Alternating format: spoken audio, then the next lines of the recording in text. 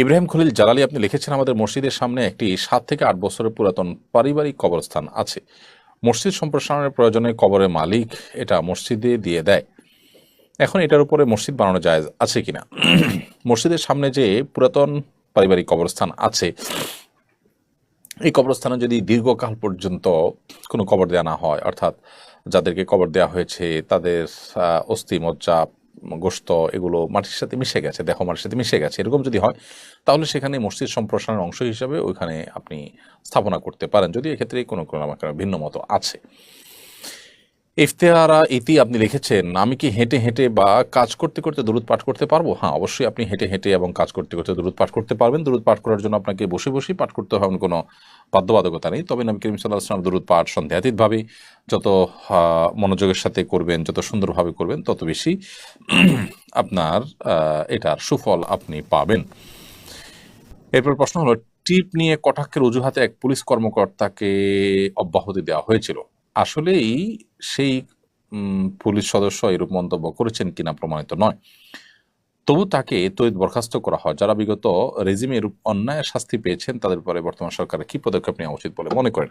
আমরা একটু আগে একটা প্রশ্ন উত্তরে একই ধরনের প্রশ্ন পেয়েছি এবং সে উত্তর আমরা বলেছি যে অবশ্যই যারা মাজলুম হয়েছেন তাদের তাদের অধিকার তাদেরকে ফিরিয়ে দেয়া কর্তব্য। কারণ কোনো সুশাসন প্রতিষ্ঠার আলামত হলো যারা আগে অপশাসনের কারণে জুলুমের শিকার হয়েছেন তাদের অধিকার তাদেরকে ফিরিয়ে দেওয়া।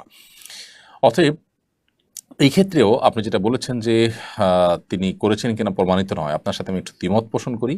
আমি তখনকার পত্রপত্রিকা দেখেছি যে তখনকার তদন্ত কমিটিতে তিনি নির্দোষ প্রমাণিত হয়েছেন, অর্থাৎ তিনি আসলে এরকম টিপকে কটাক্ষ করে কোনো কিছু বলেননি, এটি কিন্তু তদন্ত দ্বারা প্রমাণিত হয়েছে।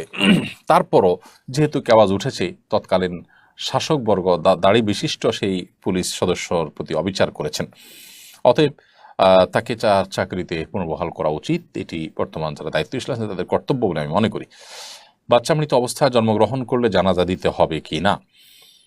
বাচ্চা যদি মৃত অবস্থায় জন্মগ্রহণ করে, মৃত বাচ্চা জন্মগ্রহণ করলে সেই বাচ্চার জানাজা আমরা দেব কিনা, ফোকাহায়ে আহনাফের মতে মায়ের পেট থেকেই যদি মৃত অবস্থায় জন্মগ্রহণ করে তবুও তার তবে সেক্ষেত্রে তার জানাজা নেই।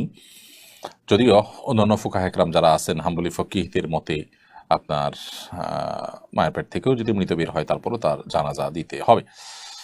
আরটিএন মোহাম্মদ রাজু খান আপনি লিখেছেন, আইডি থেকে কাউকে উঠে দাঁড়িয়ে সম্মান জানালে কি শিরিক হবে? না, শিরিক বলা যাবে না, তবে এটা নিয়ে আমাদের ইখতিলাফ আছে। অনেক ওলামা এটাকে জায়েজ বলেন বিভিন্ন হাদিসের কারণে, আবার অন্য কিছু হাদিসের আলোকে অনেক ওলামা ইকরাম এটিকে নিষেধও করেন।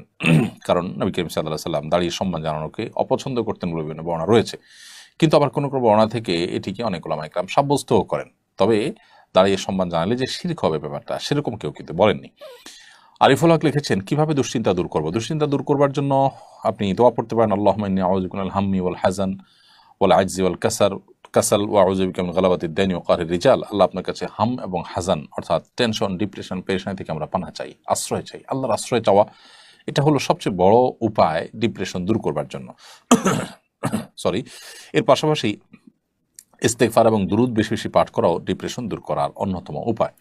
স্বপ্ন তারা আইডি থেকে আপনি লিখেছেন, স্বামীর পকেট থেকে মাঝে মাঝে না বলে প্রয়োজন মতো টাকা নেই, বলে নিলে দিতে চায় না, তাই না বলে নেই, এটা নেওয়া জায়েজ হবে কিনা? আপনার মৌলিক প্রয়োজন যেটি, যেমন আপনার চিকিৎসা, আপনার অন্ন বস্ত্র, যেটি একান্ত প্রয়োজনীয়, শখে না, যেটি না হলে নয়, আপনার বেঁচে থাকবার জন্য যা প্রয়োজন হয়, সেটা যদি স্বামী না দেন, কৃপণতা করেন, তাহলে সেক্ষেত্রে আপনি সেটি তার অজান্তে তার পকেট থেকে নিতে পারেন। কিন্তু শখের বশত বা যেটা মৌলিক প্রয়োজন নয় এরকম কোনো কাজের জন্য স্বামীর পকেট থেকে তাকে না বলে আপনি টাকা নিতে পারবেন না। তিনি যদি না দেন, নেবেন না, আপনি অন্য কোনো উপায় অবলম্বন করবেন। কিন্তু তাই বলে অর্থাৎ আপনি উপার্জন করবেন বা অন্য কোনোভাবে টাকা কালেক্ট করবেন তাই বলে স্বামীর অজান্তে তার থেকে টাকা নেওয়া যায় না। যদি কখন নিয়েও থাকেন সেটা পরবর্তীতে তাকে বলে তার সম্মতি আদায় করে নিতে হবে।